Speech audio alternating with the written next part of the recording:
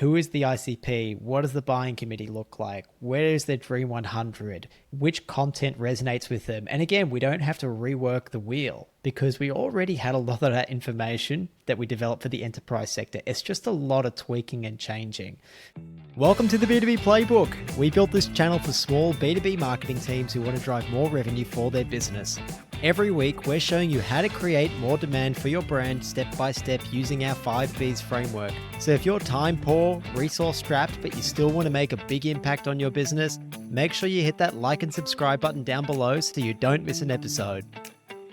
Welcome back to the B2B Playbook. Kev, listeners, we are right into season 5. We're actually up to, I think it's our second episode of season 5, Kev. Last week, we gave you guys an intro as to what season 5 is all about. It's called Be the Best, and we gave you a bit of an overview as to what we're going to be discussing. Now, for those who are new to the podcast, this podcast is all about our step-by-step evergreen framework for demand generation, the 5 Bs.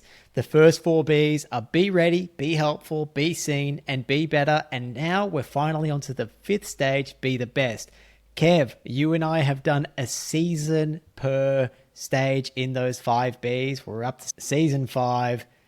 What did we talk about for the first 4 seasons? Well, George and listeners, a lot of you who have been with us this whole time will know what all the previous 4 stages are, but if you're joining us new, let's go over those 4 Bs very quickly. So the first one was be ready, which is all about ensuring that you deeply understand your dream customers. The second one is be helpful, which is where you started to create really helpful content for those dream customers, start to build those relationships of trust online. The third B is be seen. And that's all about amplifying that helpful content that you're putting out there now to the right people at the right time and really start to accelerate your growth through some of those paid channels and other channels that can really amplify your growth. And finally, in the last season, we spoke about Be Better, which is all about optimizing your B2B marketing workflow so you can really get the best out of your workflow, start to optimize certain parts of it to get the best bang for your buck. It's been an absolute beast covering those first 4 seasons, Kev. It took us well over 100 episodes. We thought it would take us about 100 to get through all 5 seasons, but we were just having far too much fun. Okay, so this season, as we said, we are covering our 5th B, be the best. What is that about? It's all about what to explore to make sure that you and your marketing stay evergreen and that you continue to be leaders in your industry. In doing so, we hope you start to see the 5 Bs framework as a circular process that continues to deliver improvements. And Kev, that's what we're talking about this week, isn't it? That's right, George. Last week, we went over everything we're going to talk about in this season. And this week, we are diving straight in to some of the overarching concepts that we spoke about last week. So we're talking about the circular framework that we spoke about last week, that concept that you have to continue to iterate with the 5 Bs framework, and also approaching things with a bit of balance as well. So we're squeezing that in this week when we talk about sharpening the saw, balancing all parts of the framework and looking after yourself and your career in the process as well. A lot of what we talk about is about the business that you're in, is about growing B2B marketing. But let's be real, like we're all people, we need to look after ourselves and our own careers as well. So it's important to see how they're not mutually exclusive. You can balance those things, and hopefully the 5 Bs framework can help you in doing that as well. So George, let's jump into what the circular framework is all about first. Yeah, definitely. I think it's quite simple, Kev. All we really want to do here is draw listeners your attention to the fact that the 5 Bs framework, our framework for demand generation, is not linear, but it's actually circular. And what we mean by the circular framework is that our framework is meant to be circular. You're meant to go through it, and then once you're through it, you go back to the start and go through it again. And that's not because you're chasing your tail, not going anywhere.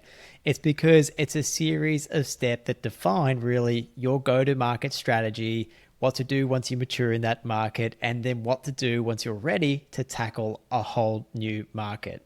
So how do you go about doing that? It sounds a bit daunting that you have to keep going through this endless cycle of going back through the framework again and again, but it's not that bad. As you get to the end of your journey, as you have built your demand generation already, you simply need to go back to the start and review all the things that you've gone through and see if all the foundations are still correct.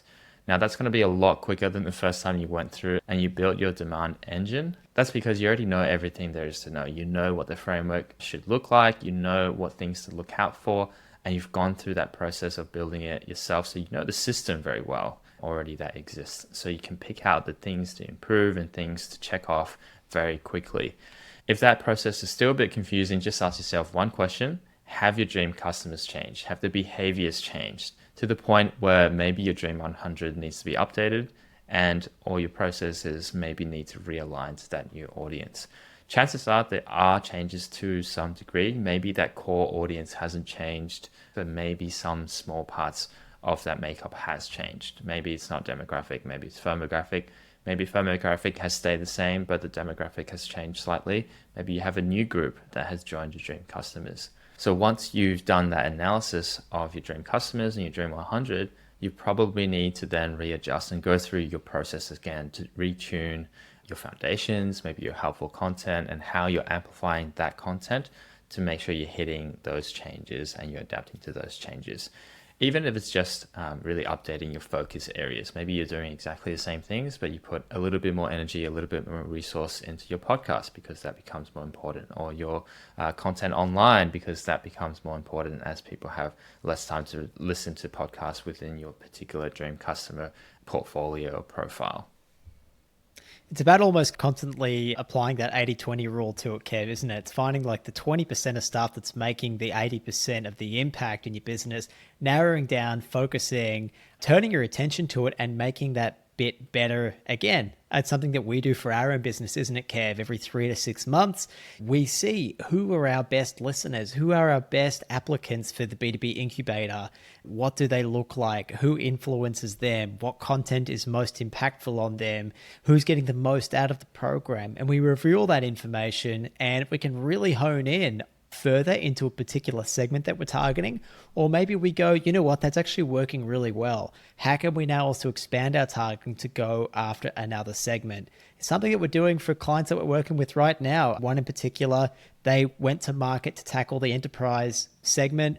It was a lot of effort to get the demand engine up to scratch in that enterprise segment.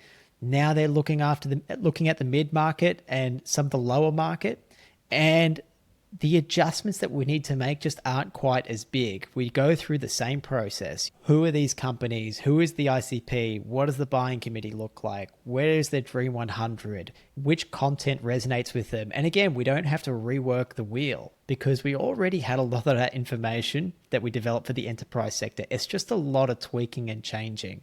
So don't fear, listeners.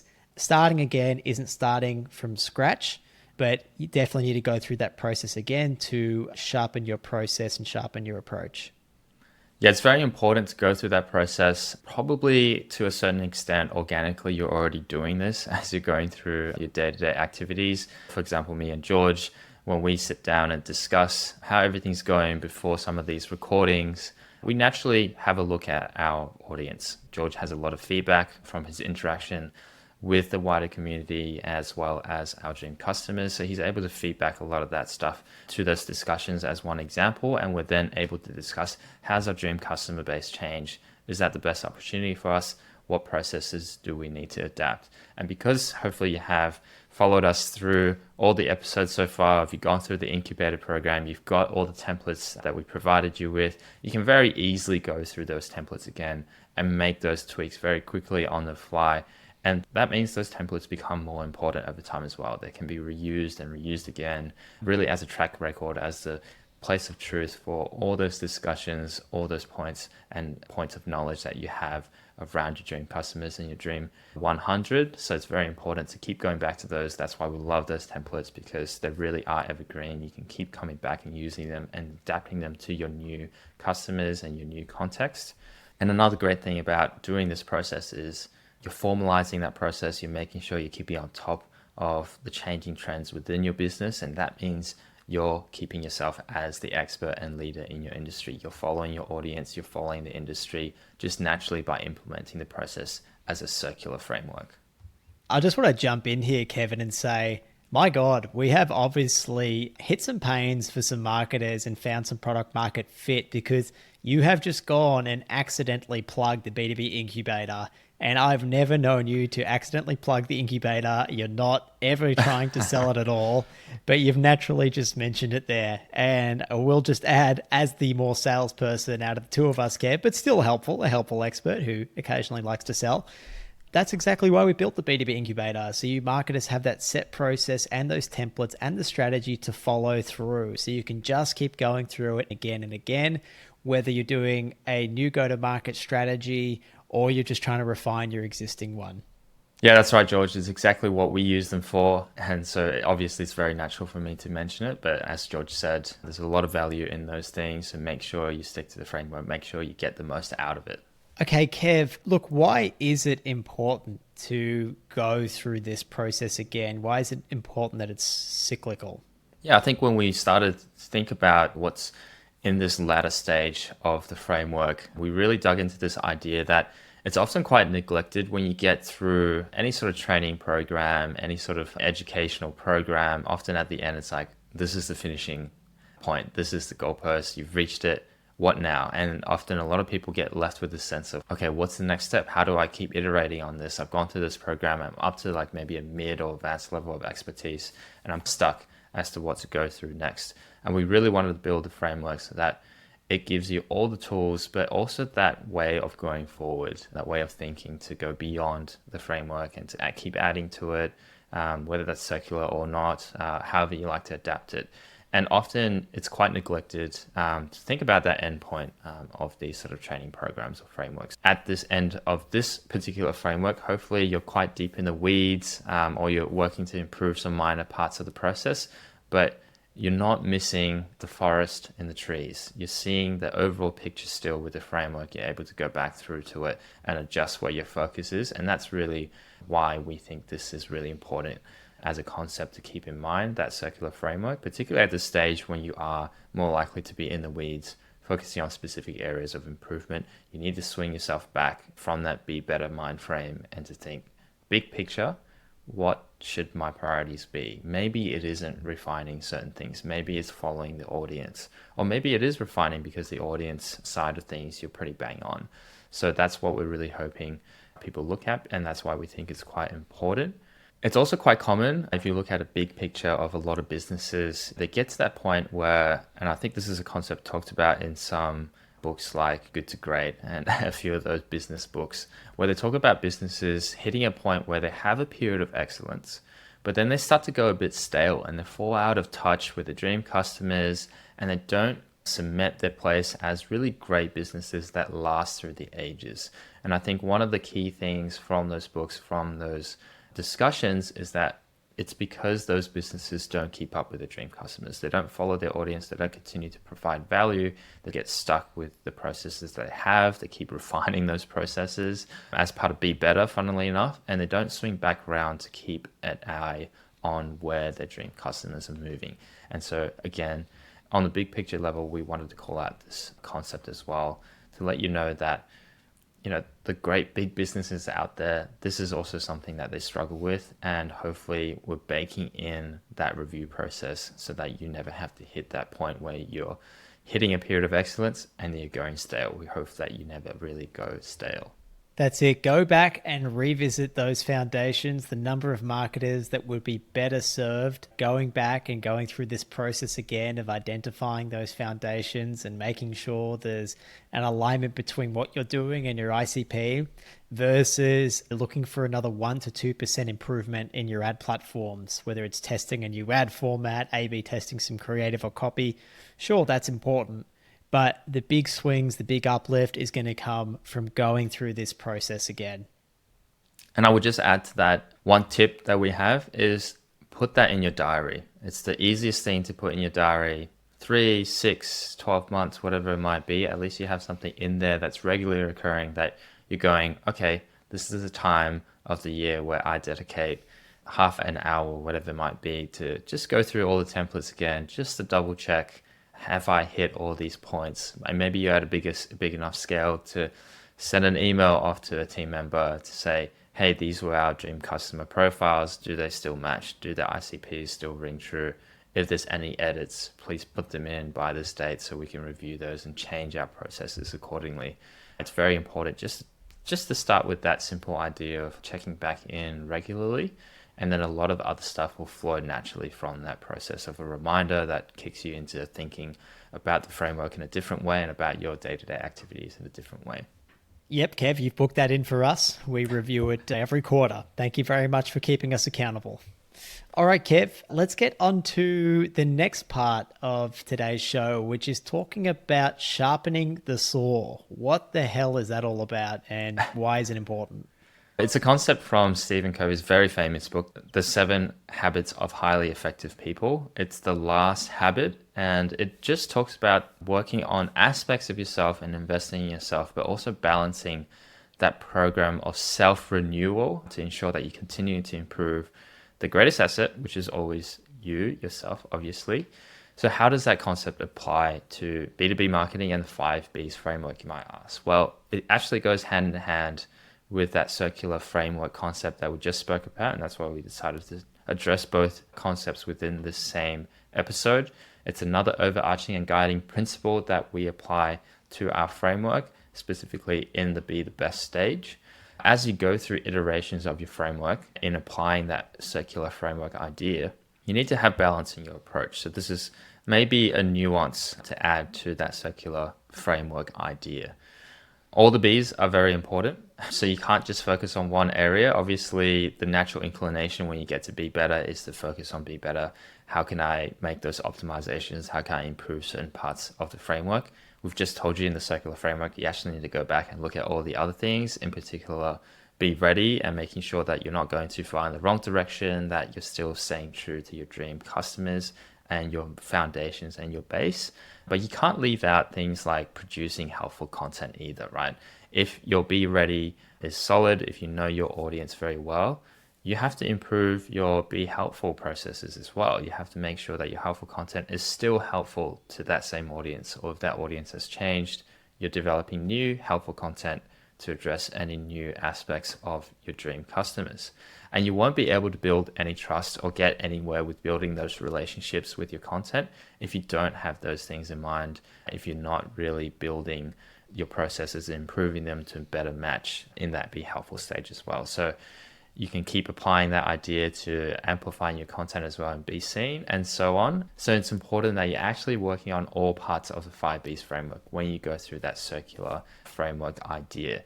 You're turning your attention to each of those parts of the framework and you're making sure that you're giving it due consideration and effort and resources. But listeners, beyond just helping you get more out of the framework, we've focused very much on working on the framework. One aspect of Sharpening the Saw that's quite interesting is it's also important for us to highlight that the framework is there to help you better yourself. It's a concrete framework, yes. It's something for you to fall back on, and there's great value in practicing and enhancing your understanding of it.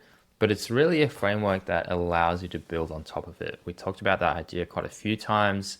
It's something that you can use to enhance your own understanding, your skill set. You can build on top of it in areas that particularly interest you. You don't have to be an expert in every stage of the framework. You can focus in on different areas that you like. But it's really there just to support you in your journey and to help you better yourself so that you don't have to spend so much energy trying to figure out what is the forest, what is the overarching image that you're trying to get in your head when you're doing your B2B marketing. And remember that it is just a tool. Ultimately, it's just a tool for you individual B2B marketers to grow professionally. It's one tool in the toolbox worth investing in, that we think is worth investing in, but it's not the be all and end all. And it's not something that you just do once and then it's done and dusted and there's no further value to you. It's something that hopefully will continue to give you value over time, but it is very individual and personal as well over time.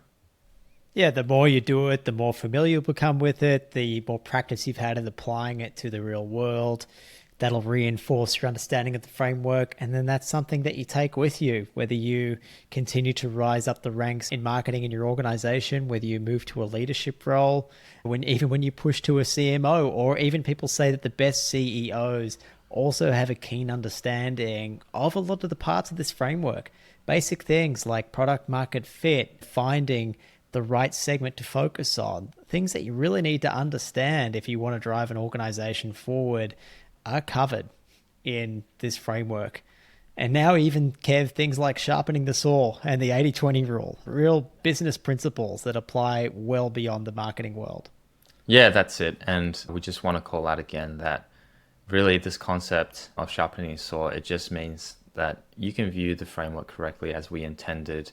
It's just a tool to help you get an understanding of how this space works, what you're doing in it, what you need to focus your area on, but also a reminder to remember that it's just a tool, it's just a career, it's just one part of your life, and to balance all things within the framework itself, but also within your own life. Just keep in mind that the framework is just there to help you in this particular aspect of your life.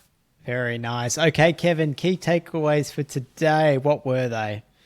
The first one is that we've obviously covered two very crucial guiding principles in implementing the 5Bs framework going forward. And now that you've gone through that framework the first time, these will be very helpful. The first is the circular framework concept. So that means you need to periodically go back through the framework and ensure that what you have laid out is up to date. You're following the right dream customers, you're following the track laid out with your ever-changing dream customers as well, and you're keeping in line with that path. And the second is sharpening the saw. So have balance and focus on all parts of the framework, each one in turn, and giving equal attention to each over time. But also remember that it's just a tool there to help you grow as a B2B marketer. It's not just work, it's to help you grow your skills and asset and your career over time. Very nice. Okay, listeners, as always, you can find links to everything that we discussed in the show notes. And look, Kev and I are so grateful that each week more and more marketers tune in every Monday to the B2B Playbook. And if we can ask one thing, it would be to please pass the show on to someone who you think would get value from it. Also, check us out on YouTube. It's a huge help to us, and we'd really appreciate it. Subscribe, share, blah, blah, blah. Do all those nice things. Thank you, Kev. Thank you, listeners. Take care and catch you next week. Thank you, George. Thank you, listeners. Catch you all next week.